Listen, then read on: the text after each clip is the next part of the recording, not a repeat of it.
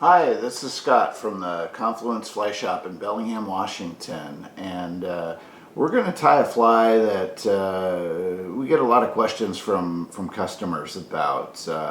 This is a fly that that Rio has been selling for several years and designed. We sell a lot of them. We're up here near the Skagit and bull trout country.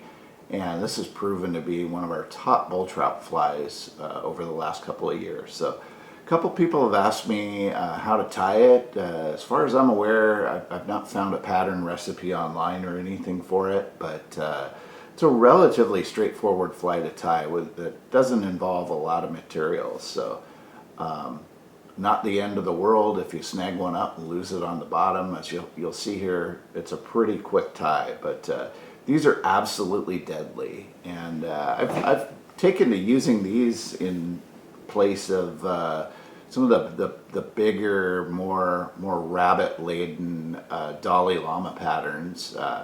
It's going to look and behave similarly in the water, but without as much rabbit on it, and a healthy serving of synthetics incorporated into the body. It just doesn't soak up a lot of water.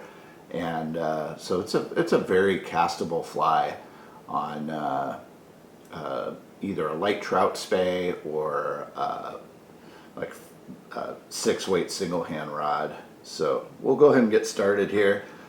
In my vise, I have an A-Rex FW551 jig hook in a size 4.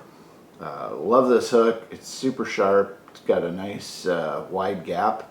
And it's already barbless, so I don't have to worry about debarbing. Actually, we'll go ahead and start another step here first.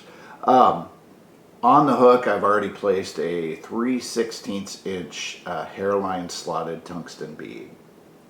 So half of our material on this fly is going to be rabbit here. I've got just a 1/8 inch kind of standard zonker cut rabbit strip, and at about the 2/3 point, so we want 2/3 of it hanging back, and then we want the rest of it facing forward. So I just pierce that on the point of the hook. We're going to take the vise, or take the hook out of the vise momentarily, so we can slide that rabbit strip up, and then we'll go ahead and place it back in the vise there. So now we can get our thread started. You can use all sorts of thread. I like something a little heavier for this. We're going to be doing a dubbing loop for the body, and a heavier thread is less likely to break during the dubbing loop. I'm just kind of building up a little bit behind the bead just to keep that from sliding off. And in this case, I've got 140 denier ultra thread.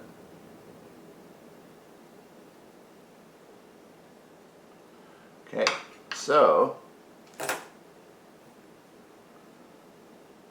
we have gone ahead and started some thread. Now I'll just build a little dubbing loop. A couple of turns around the base just to close the loop, and then we can take our thread back up. Now the body on this fly is going to be fairly flashy. I am going to use two materials for the body, both ice dub. One of them is the holographic silver ice dub here. The other is just the UV pearl ice dub. I don't know on the original pattern that there's more than one color, but I like to sandwich the silver holographic ice dub in between two layers of the UV pearl that I'm kind of using as a scrim. So it's a little bit like a composite loop. A lot of the metallic ice dubs are real long and wispy, and I find when I do it this way, the body just tends to hold up and have a little bit more profile to it.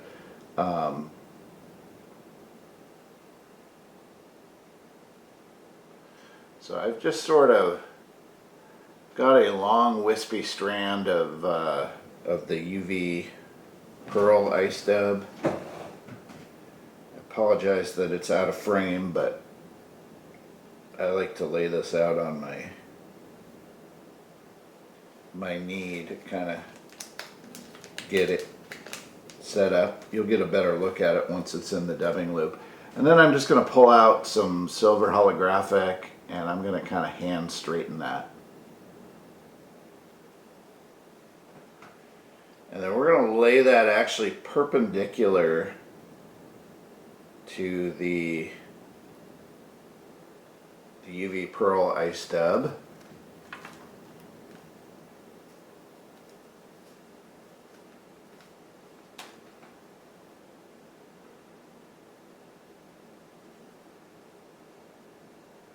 And then we'll just kind of sandwich that in the middle. So I've got my Loon Gator Grip dubbing spinner already in place here. So this is what I've ended up with. It's kind of hard to see the difference between the two, but I've got a bunch of silver sandwiched in between the UV pearl. Once that is in my dubbing loop, I'll go ahead and kind of rearrange it as needed.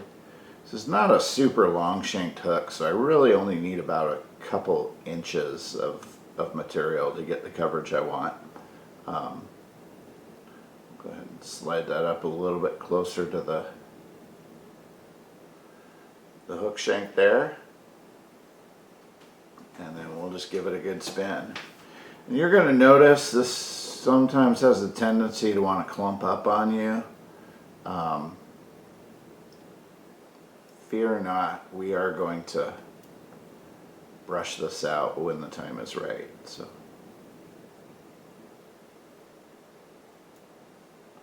once I've got it fully twisted up, I'll go ahead and grab my Hairline Ultimate dubbing brush and just start raking at it.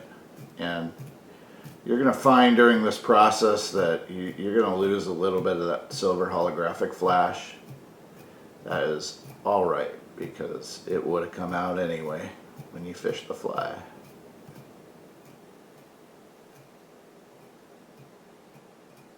All right, and if need be too, if you've got any trap fibers, you can also take just a little point on your whip finisher and kind of pick them out there. But we can also do that too once we've got the body completed. So at this point, we're going to go ahead and just wrap this up to the bead.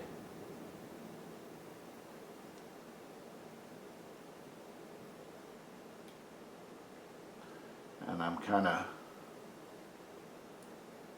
sweeping the fibers back a little bit as I go.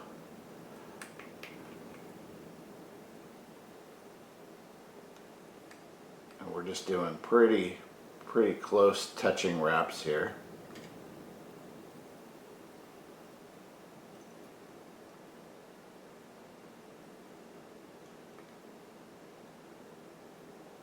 And it looks like I sized that dubbing loop just about right. Because when I finish it, I'm just tying down bare thread, which is ideally what I want. It's just going to reduce the bulk at the tie-in point. Now that we've wrapped that down, take a couple more wraps for good measure, and then we can really comb out that body a fair amount. So now at this point, I'm going to kind of comb the dubbing body down on either side of the hook there, so that I can pull this rabbit strip over the top. And I want to make sure I've got that rabbit strip pulled tight so it's not going to move around too much on me. And then figure out about where I want to tie that in, and I'm just parting the hair.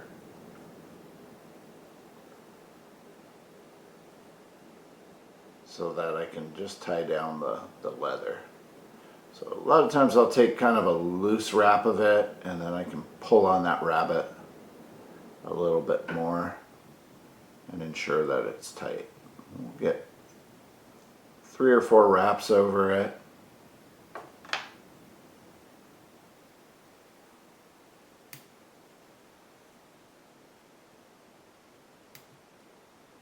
And then cut that little piece off. Now don't throw away that piece just yet. I mean, if you really wanted to, you could just whip finish the fly right here, call it good, and you're done. But if we want to clean up that head a little bit and cover some of those thread wraps, that little piece of rabbit that I just snipped off, I'm just pulling a small amount of the fur off the hide. And we're just going to twist that onto our thread. And I like to keep it kind of loose and buggy.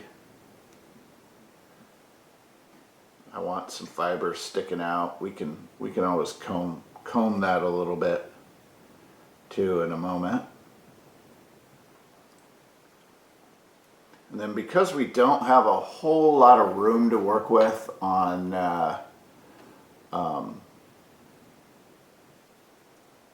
the head, we're just going to take some brush on Zap-A-Gap. If I can get the cap off this one here.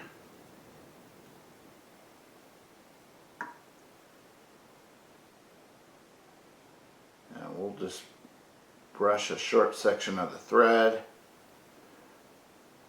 Take a few wraps. This is a really good strategy too, to not get a bunch of glue into your rabbit and all the stuff you want to get movement out of on the fly.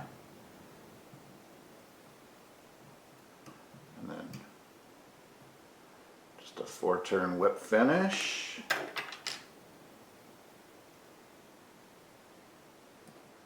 Trim the thread and we are good to go. If I want to, I can take a wire brush and kind of get in there a little more aggressively with that dubbing. But that's the Sir Sticks-A-Lot,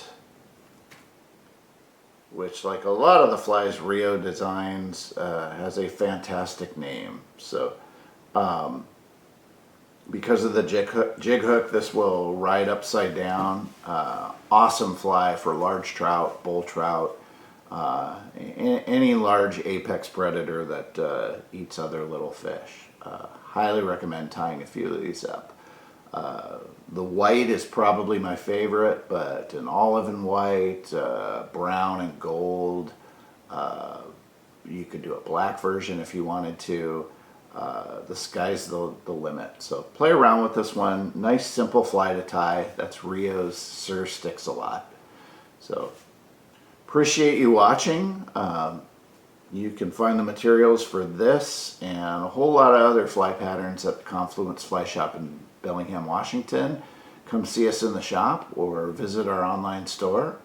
And if you like this video, please be sure to like and subscribe to our YouTube channel for more content. Thanks for watching. We'll see you in the shop or on the river.